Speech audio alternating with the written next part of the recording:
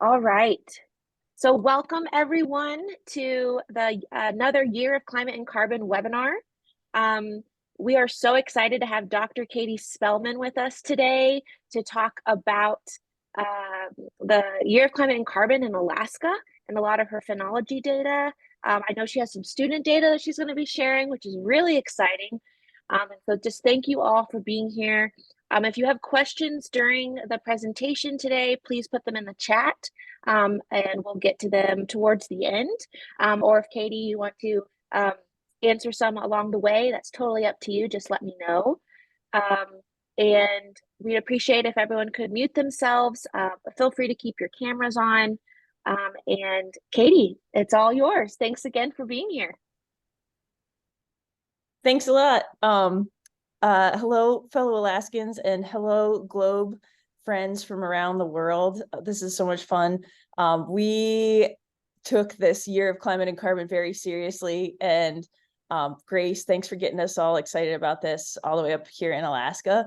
I want to give a quick shout out to the Indigenous Sentinels Network because I see that there is some strong showing from Indigenous Sentinels. They do really cool work, and I think Globe could learn a lot from Indigenous Sentinels. So Hannah Marie and Amanda, I be prepared to get some emails after this webinar, because I think it's really cool to see two programs synergistically. Yeah, thumbs up. Cool. So we got all excited when the North American Phenology Campaign started, and we also we just thought that it was so awesome to have a focus on climate change explicitly this year in Globe. And we have been doing it. First, let me show you some of the folks we've been working with.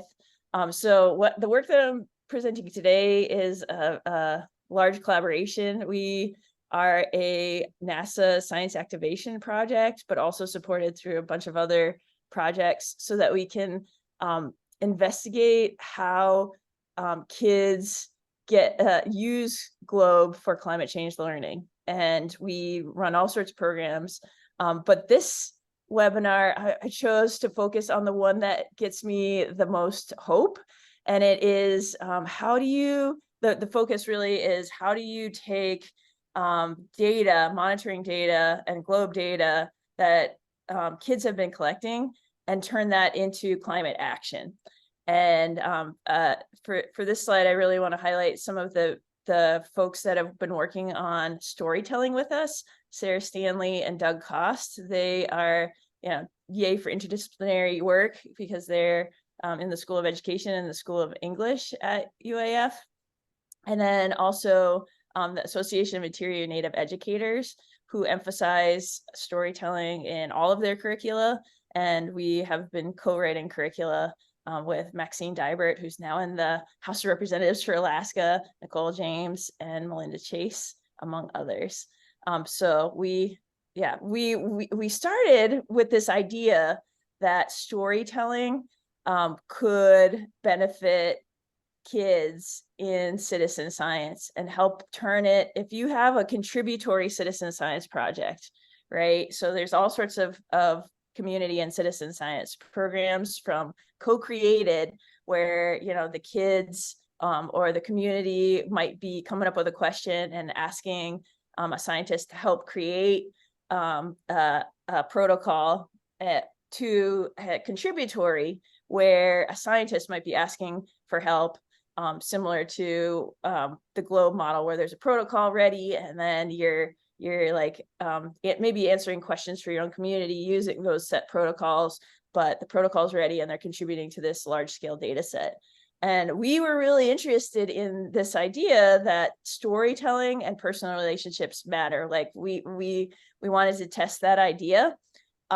So in this project Winterberry, which is a berry monitoring program using phenology, we tested some storytelling methods and then also like empirically tested whether or not us being physically present in the villages for relationship building mattered. I'm going to focus on the storytelling because I want to get to the how do you connect data to action piece. So we embedded storytelling throughout the entire learning cycle model, and including this apply phase. Youth translate data across multiple sites into scenario stories for the future of their berries. We use this for our Globe Climate and Carbon campaign because we were like, man, Globe is a treasure trove of data, and you can use it to compare geographies and climate zones. And so why not capitalize on that to have the students imagine the future? So in our delivery model, the process always starts with community storytelling nights, and we used, we gathered in the tribal council hall or the libraries. This is the Sitka library here, and people share their stories of the topic, whether it's green down or berries or permafrost soils. They share their personal stories through a felt landscape, because stories aren't just told, they're felt. Get it? Yeah, felt.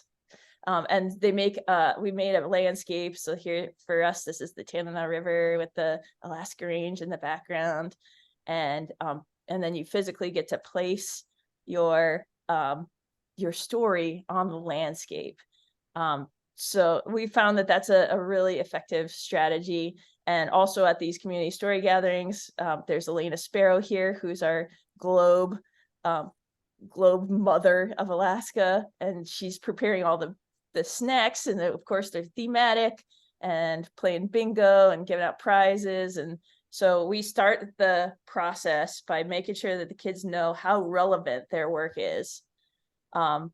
Then they share their science processes story, but also imagine the future of berries using the data that they have collected. So I want to share what we did with our Globe Green Down campaign this year using this method. If anybody wants the lesson plans, I got the link here in the slide deck. So we wrote up these lesson plans, and you can translate it to any sort of Globe data collection or Indigenous Sentinels data collection that you have. As long as there is more than one site to compare, you can do this lesson. So what is a scenario?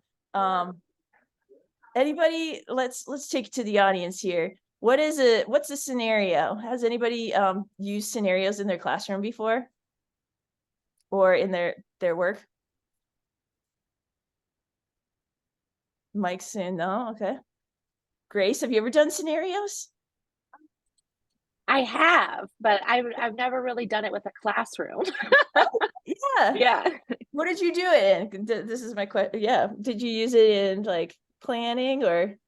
Yeah, in planning, planning for like a research experiment, using different, determining which area to go, and you're looking at the different scenarios that could happen. We use that a lot in planning research experiments. Yeah. So a little bit different context, but it may not be exactly the same, but similar. You can use it for life planning, like exactly. you're about your birthing experience, that could happen right during this webinar, as Mike pointed out. Like you can have multiple scenarios so that you are able to plan for 100%. Yeah. So in so we were using this berry monitoring program, and in a typical, so it's scenario storytelling is really applied in the business world. We're like, okay, if we make this decision, here's where our business could go. And we've been using it in climate planning for a couple of decades now, and it's proving very, very useful to guide decision making toward the future that you want, right? So like it places some agency in youth and then Doug Cost, who I mentioned earlier, he had tried this scenarios development before with high school students in the North Slope Borough School District of Alaska. And we were like, we think this would be a really strong pairing with citizen science. or community science, because like you have data that you've collected yourself and you're like, how are we going to use this data? And you can use it for youth inquiry for the learning side, but you can also use that data as a powerful means to advocate for your own community. And so we have, you know, in a typical scenarios planning exercise, you have 4 quadrants, and you like create these axes of attributes that you want for your community. And you work as a community to develop like what the important characteristics are. And so for Katie, sorry, I think I muted you. oh, Grace. I was Oh, trying to mute, so my apologies. yeah. So we applied this scenario storytelling method to our Year of Climate and Carbon campaign. And here in Fairbanks, we worked with 6 schools in 15 classrooms and 362 students this fall. Faith Luceau, who was she did the Winterberry project, which we just mentioned, the berry monitoring project, and then Faith did Green Down for the Globe campaign this year. So that so yay, Faith. And we actually used Faith's data to compare and imagine the future for Fairbanks, because Faith, I'll show you where Faith is very soon. I'll show you on the map where Faith is. Faith is in a warmer spot than us in Fairbanks. And we also utilized the Globe Grandma Green Down series. So this is my mother, Chris Villano, and during the pandemic, we saw everybody going to Mystery Science. Raise your hand if you've checked out Mystery Science before. Oh yeah, I love Doug. Doug is so cool. He makes it so easy to deliver science for really stressed out elementary teachers. And like they're high quality lessons. They're place, you know, most of the time they're place based. And so my mom was like, I could do that. I could be Doug. And she's been Elena Sparrow's friend since the 1980s. And so she was like, Elena, let's do this for Globe. Let's do like our mystery science for Globe. And so she created a learning series during the pandemic to support Globe, a few Globe protocols throughout the seasonal cycle. And so we used the same lesson plans that she has done the YouTube video, and you can check it out. I put the web link down here, but it makes it so easy to do Globe with younger students.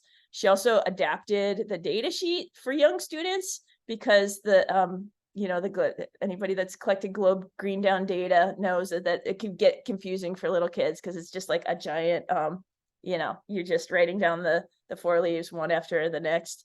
And so she modified this based on the genius of Santa Roach, a teacher in Shagaluk, Alaska, who taught K through 3rd graders in her classroom. And she was like, okay, we're going to put the dot right next to the leaf, because that's where the dot is on your plant. So it was really, really, really smart way to do it with little kids.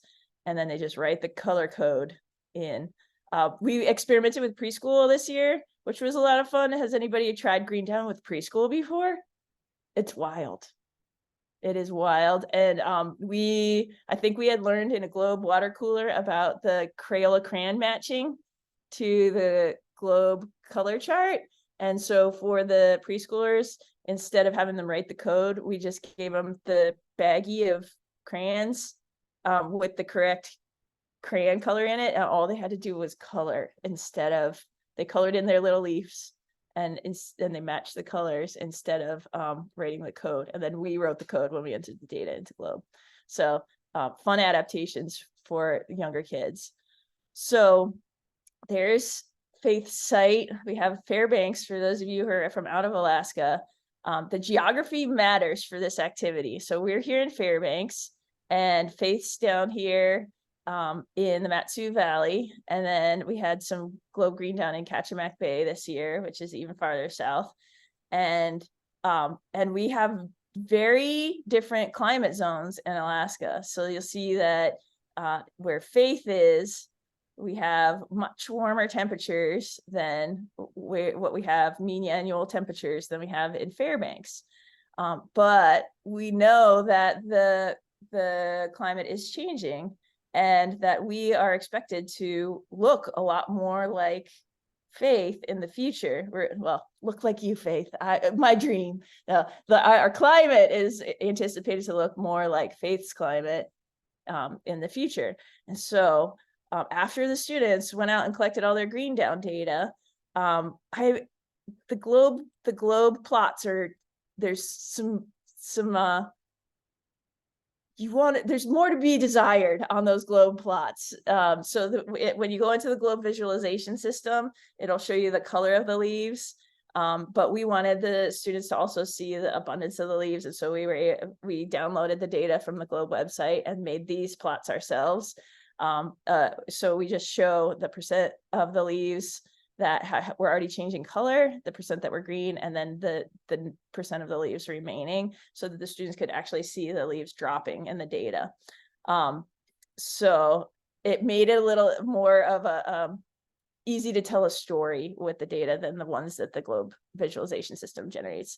So for Fairbanks, what do you see? This is a question for anybody. What do you see for Fairbanks? I'm going to do what I do with the students here. So if somebody was going to tell a story with this data, what would the story be?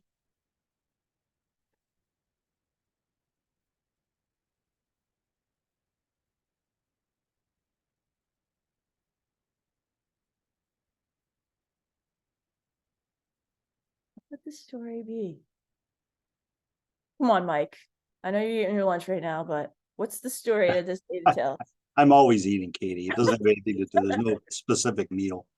So I would say, if I was telling a story, that as we went across each of the weeks, there were fewer leaves on the trees, and those leaves were more of those leaves had changed color.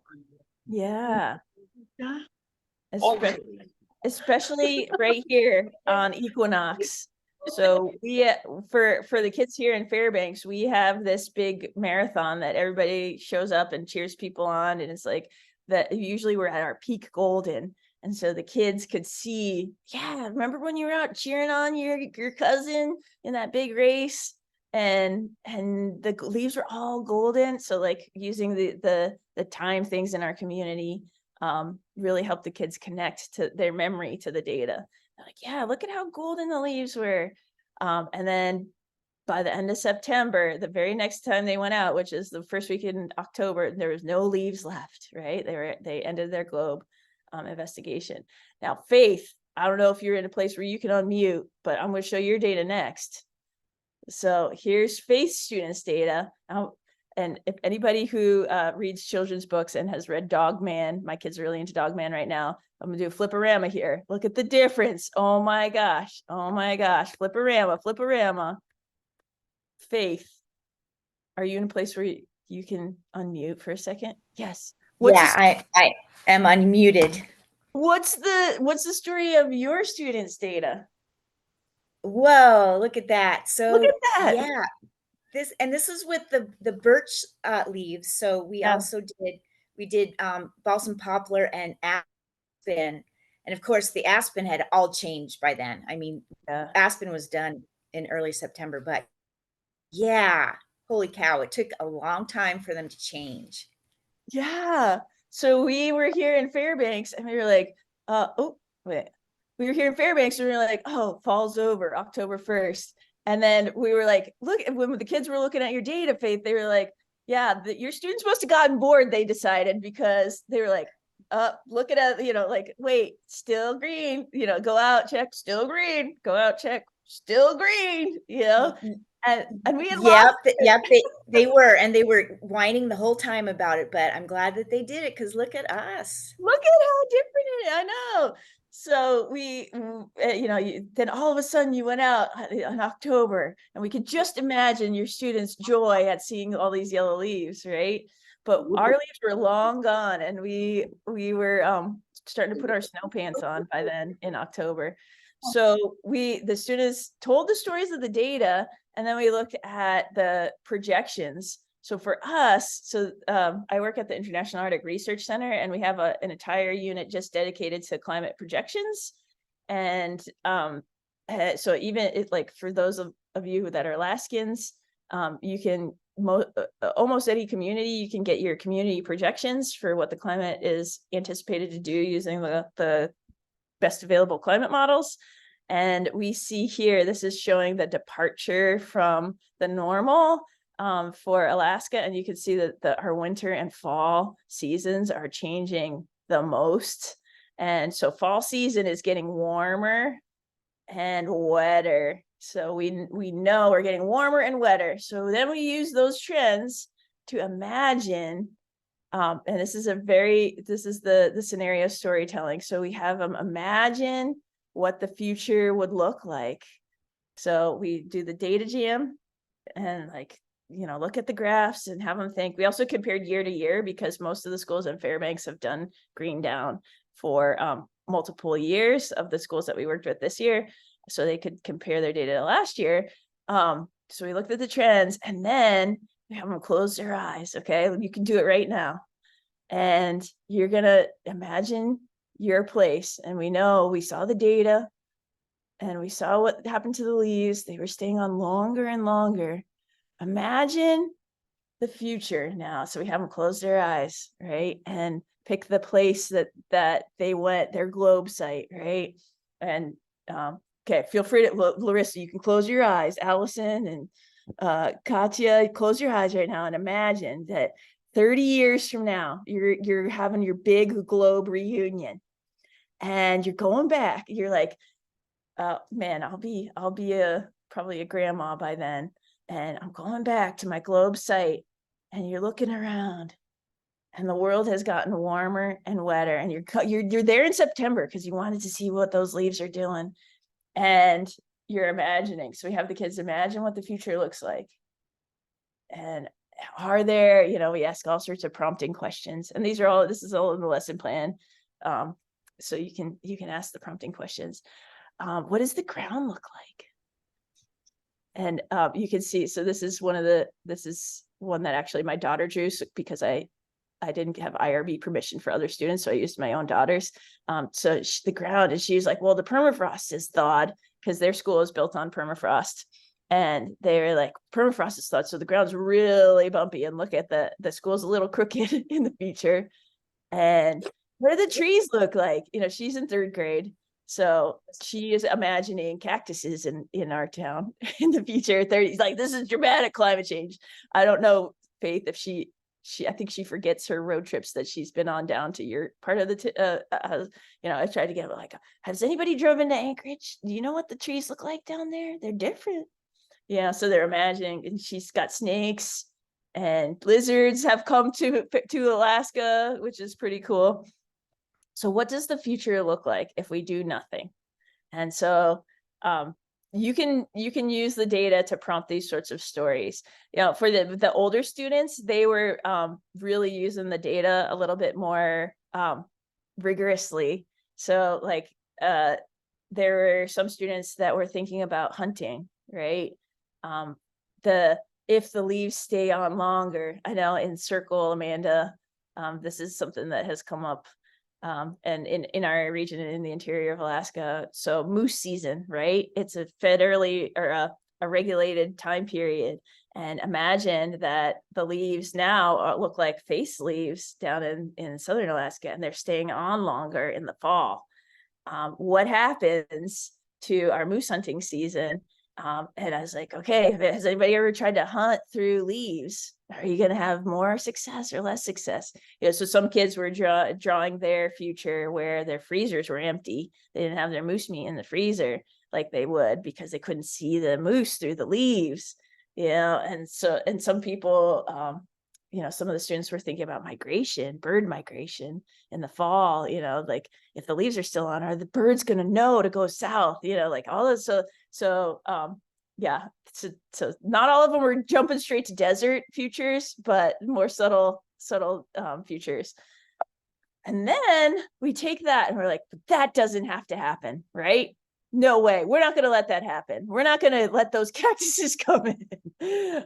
So we then do a brainstorm, and we have the students in small groups it's like, okay, what could we do? What could we do? This was the year of climate and carbon. And our intro lesson also included like, what does carbon have to do with anything? And what does it have to do with leaves? So the students had some background knowledge on climate. And so they brainstorm some strategies that they could use to make a better climate future, so that when they come back to that 30-year Globe reunion, it doesn't look like that future. So we do good and bad future. We do just very, very polar scenarios. If you were interested in using this with older kids, you could probably push them to think of 4 scenarios like adults do in their scenarios planning. But for the elementary age, the 2 scenarios was the best. So then they redraw their future on the other side of the page. They redraw the future where they've actually implemented some of the actions. And so this is my daughter Simone's again, because I have permission to use it from the parent, which is me. And she look at her future. She titled it Good Days. And she's got the solar panel at the school. The road is straight, which is amazing for Fairbanks with our permafrost. The road's nice and straight and everybody's biking. And there's the zip line. She's going to do zip line to school, which is so cool. Let's get it installed. So the strategies she saw in the future. Then the class also prioritizes. So we do a voting. We say, all right, now you're going to get money from the government, and each of you guys gets a dot, and it's worth $1 million. What are you going to invest in? Which of these solutions? So the students come up with their best solutions and vote on what that could actually be done. And then usually we leave it there with encouragement to like, okay, what can you do? You are empowered and you can do something. And in some cases, the next step happens. And so we were really interested in like what makes a group go from just data collection and imagining the future to actually enacting the future. So this is a student who went on to work on making climate videos. So this is our studio at our public. So they wanted to like tell the future, imagine the future and tell the future of climate change to a broader audience. So they're making a YouTube video in the UAF studio there. And that's one of the 5th graders that did Globe this year. And they got all fired up because of the Globe Climate and Carbon campaign, Grace. So it's working. This is another student. This is an old picture, but the same thing happened this year where the students is a 4th grade class at Pearl Creek Elementary, and they did an energy campaign because energy came up as one of the things that they wanted to do. And so they went home and they had like, put the plastic on your windows to save energy, put the insulation, in your outlets kind of thing. And then on the berry side, when we did this with our berry project, the preserving berries for the future became an action that some of the kids wanted to take, because they're like, oh, my grandma's got that jam from 3 years ago, and it's obviously something that you can do to prepare for lean years of berries. So I'm making jam and preserving it, and they gave it to the elders in their village. And this is in Venati, Alaska. In Two Rivers, Alaska, the kids were like, well, maybe we need new species of berries. If the berries are gonna decline in a warmer climate for our town, maybe we need to try new species. And so they planted honeyberries in their school garden, because then they're like, well, we could still have some berries. So that was a cool idea. And and as I mentioned earlier, we set up this study for our berries project. We set up this study to see the effect of this approach to Globe data collection, or community and citizen science data collection. And we looked at data quality, because there's always trade-offs, right? If you invest classroom time in telling stories, maybe you are de-investing in rigid adherence to the protocol, for example. It's like, okay, because you only have so many minutes that you can instruct. And so we looked at data quality in the sites where they had these storytelling methods. There was very little, no significant difference between the data quality issues.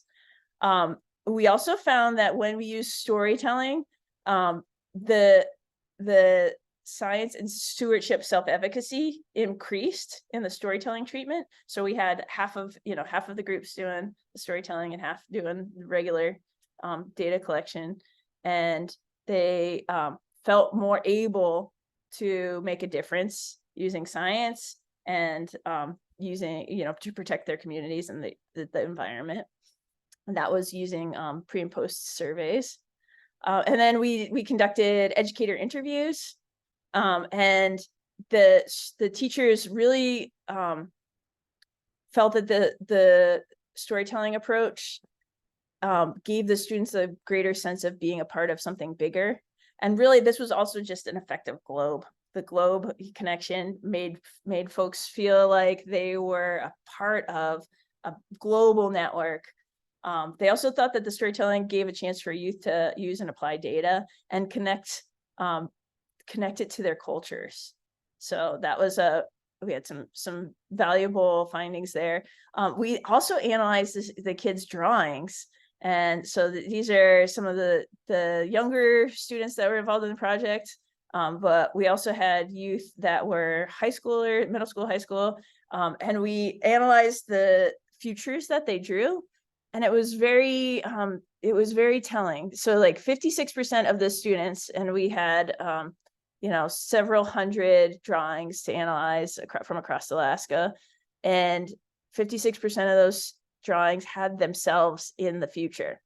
A huge, like a shocking number of the drawings, somebody else was doing the changes. It wasn't me. It was like the government or my tribal council, which I wasn't, like that people didn't picture themselves on, or didn't include themselves in the future at all. It was just the environment. So there's a lot going on there that I'm interested, it's just fascinating, like what, when and where and how kids who have been observing their environment every week for a long stretch of time view themselves in relationship to that environment, and whether or not they can make a difference.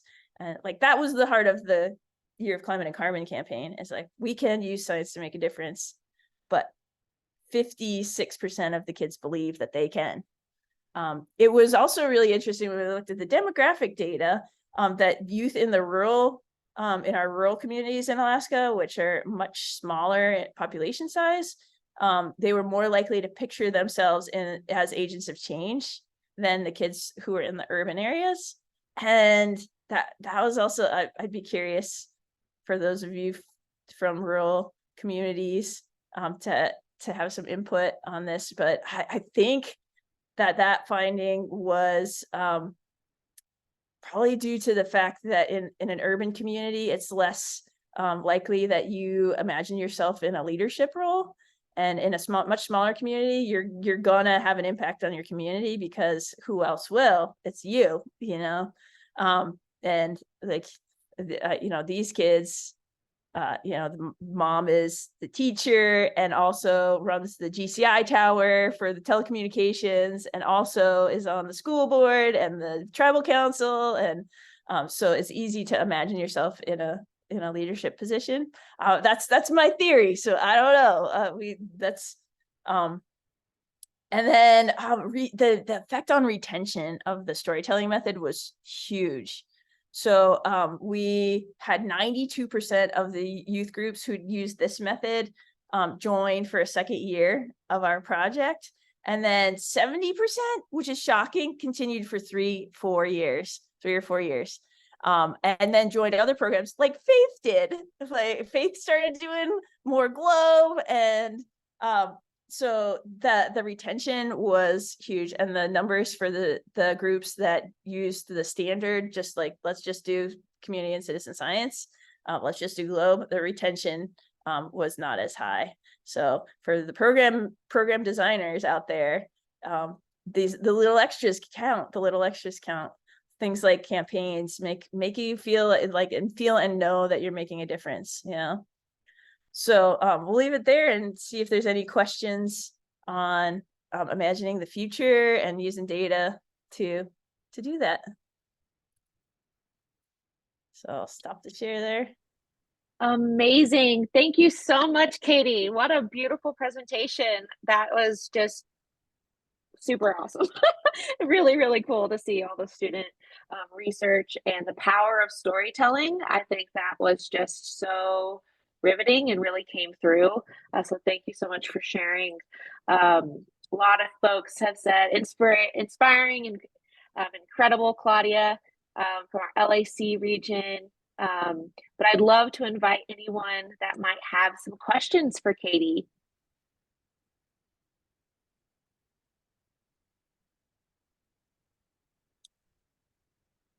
Or And if you have any ideas too, or have tried other things to connect data to action, I would love to hear it, because this is, I think, my favorite thing right now. And I want to get other ideas of data to action. Yeah, go for it, Mike. Great. Katie, great presentation.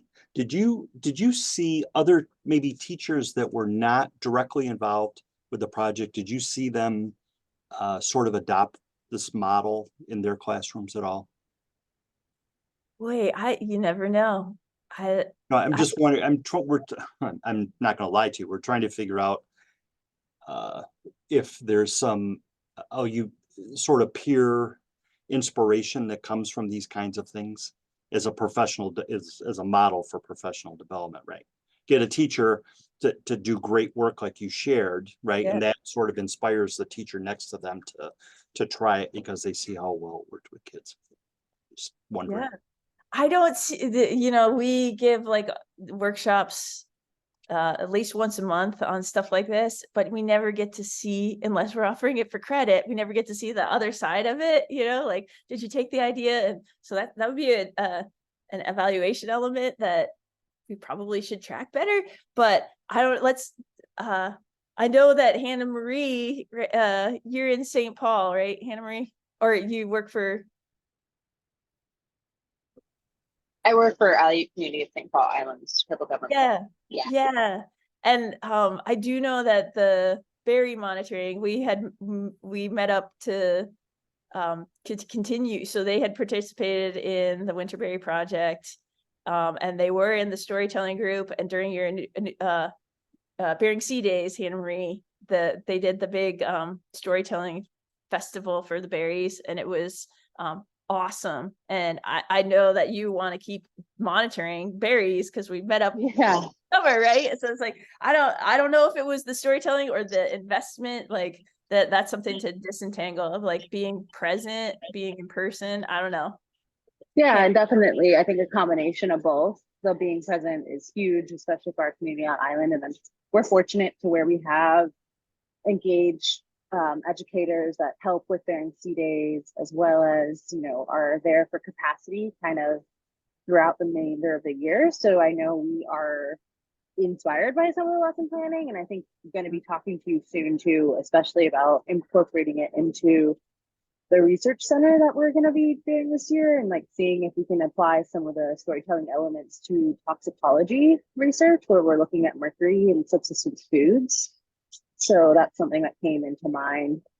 But I think it's a combination of presence, being there in person, and then capacity also after you leave. Like after that presence is gone, ensuring that there's some sort of not just inspiration to other teachers, but thinking about capacity in these areas for schools or teachers to continue on the work after their team leaves.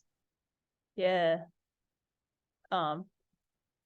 Yeah, Larissa. Hi. Hi. Thank you very, very much for your excellent presentation. And I'm so touched on different level, personal and professional. On a personal level, my first internship I got in a Siberian pipeline.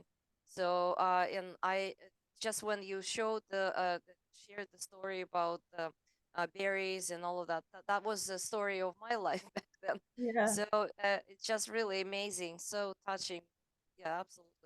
Um, and from policy and advocacy perspectives, I'm guilty as charged, so to speak. I'm just looking into these things from that perspective as well.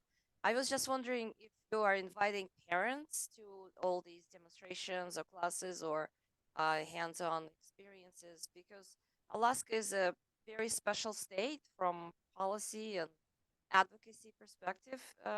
So I think it would be huge. It would be beneficial for all of us if you will invite parents to really, without telling them what to do or what to think. That's just really saying this is what your children think, right? Yeah. Yeah. What Faith's class was not in the storytelling treatment, so that was I'd be curious, Faith.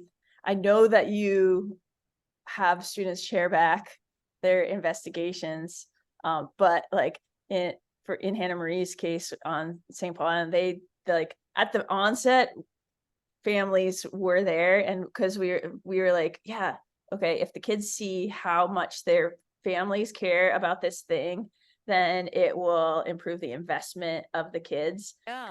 Because but on the tail end, we left it open-ended. So some of the groups in the storytelling method and the non-storytelling method did share back events for either like their tribal council or their community, or their one school like put on a play where the kids wrote a play about their berries, and there was forest nymphs and whatever, like they had, they did a very creative thing and did that at one of their family STEAM nights. So yeah, the sharing back and having the parents as a part of it, wouldn't it be cool to redo that in another family night, Marissa? I guess that's what you're telling me we should do. Yeah, Do exactly. the scenario stories with parents too, and have them imagine the future. That's really, it's huge. Without really telling, without even too many words, the effect would be really fantastic. Yeah. For those of you who are on this call or watching and recording, just really see the story that Kate shared with us again and again, because you would not imagine how nature is really sharing the wealth with people. So not only berries, but mushrooms and herbs and all of that. So it's becoming, unfortunately, sort of forgotten skill. But I'm really touched on a personal level. Thank you, Kate. It just really means a lot to me. Thank you. Thank you. Yeah. It was for the green down too. It was like a little bit one step removed from what kids thought was really important. So we definitely worked hard to reconnect the green down to food.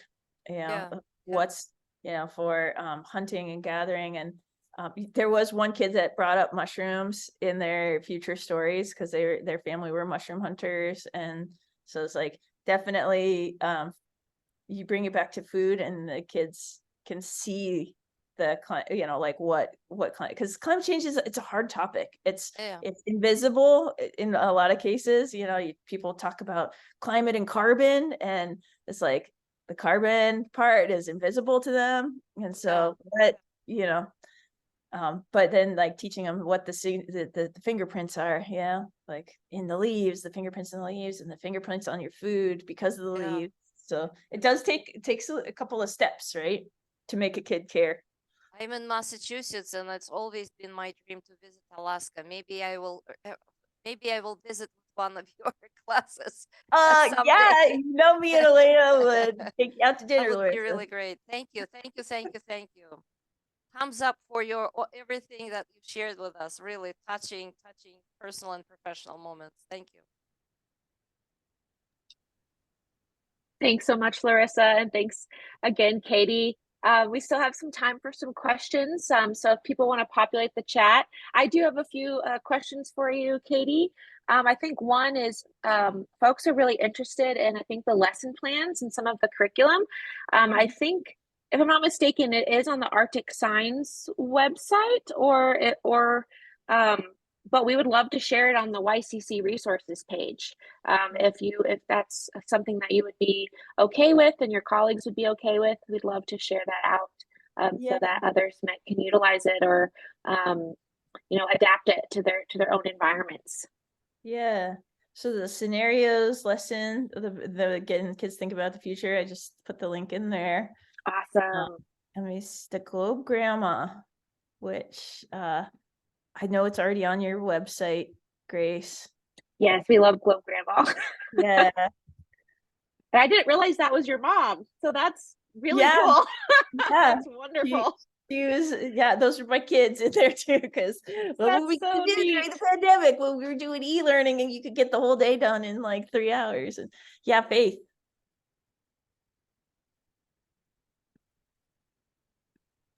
Sorry, trying to move my mouse around there. So just to kind of piggyback onto that, first of all, my green down data was done by my high school students. Mm-hmm. So, you know, we didn't do much with it afterwards. So I'm really glad that you and Emily kind of took it and went with it because that's really cool.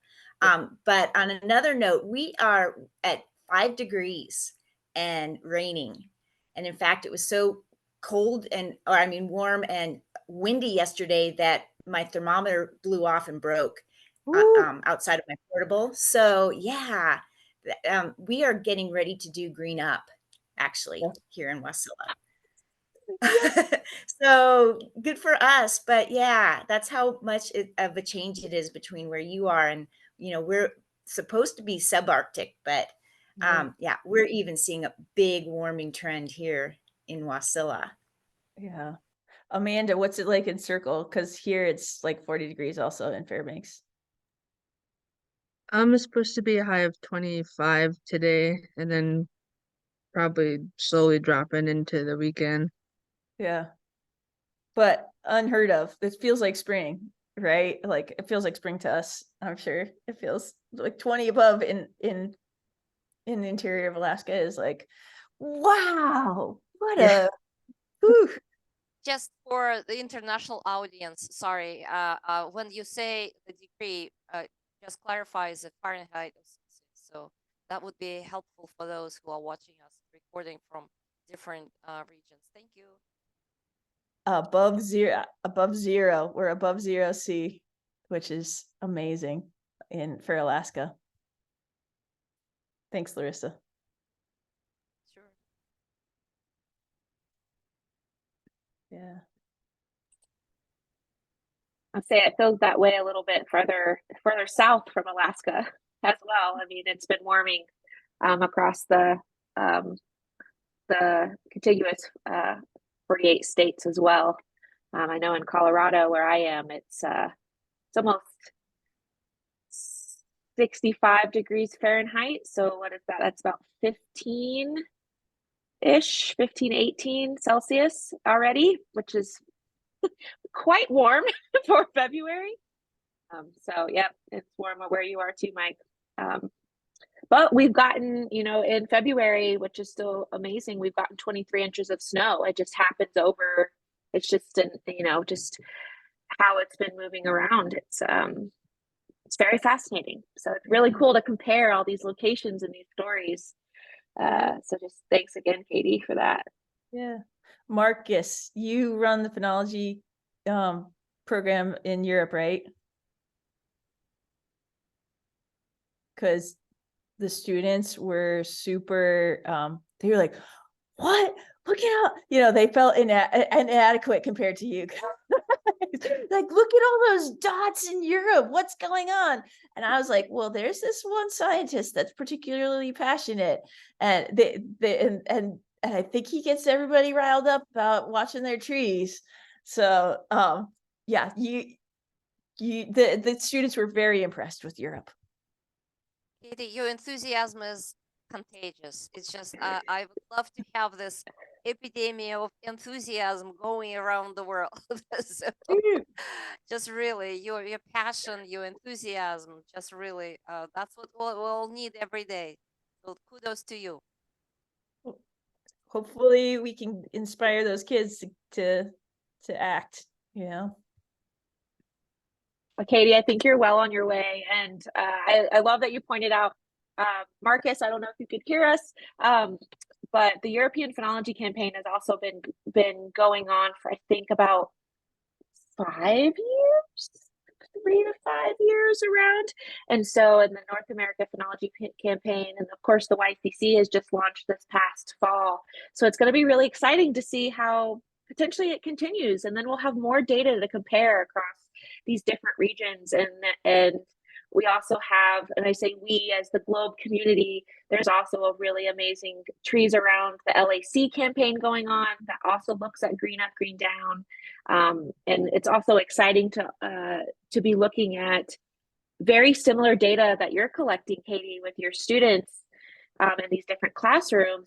And they're kind of doing the opposite, of course, in LAC, because while it's green down, it's green up in the LAC region. So it's always really neat to see those comparisons. So not only across to Europe, the same hemisphere, but then a different hemisphere, and really see how, you know, there's also that effect and those differences. Well, I do realize we're getting close to time, so I want to be very cognizant of everyone's time here today. And Katie, of course, of yours for taking your time and sharing with us today all this beautiful work and highlighting students and storytelling. It is so cool that so many of your peers were here, and your fellow teachers and your fellow researchers from Alaska were with us today. It's absolutely awesome. And just a big thank you. And for those that are watching, this will be, you know, this is recorded, so this will be on our YouTube playlist at the Globe Program YouTube page under the YCC playlist, and also on our YCC webpage. And we'll be putting some of the resources that Katie shared with us today up on our website as well. But Katie, can people reach out to you? Are you comfortable with that? If folks want to reach out to you with any questions? Yeah, definitely. We have a awesome team for the Globe Alaska and Indigenous Sentinels. If you have questions about how to Indigenous data sovereignty and how to offer a greater level of attention to that in your Globe work, Hannah Marie and Amanda, I'm sure, yeah. Okay, Hannah Marie's giving a thumbs up. You can come. Awesome. That is wonderful. Yeah, thank you so much. And of course, anyone's able to reach out to the Globe Campaigns email alias if you have any questions about YCC, or want to funnel questions up to Alaska and funnel questions up to Katie and her team. So just thank you again, Katie, and thank you again, everyone, for being here. Much appreciated, and have a beautiful rest of your week, and looking forward to more data coming in. Thank you, Grace, for organizing. Of course. Thank you, Katie. Thanks, everyone. Bye.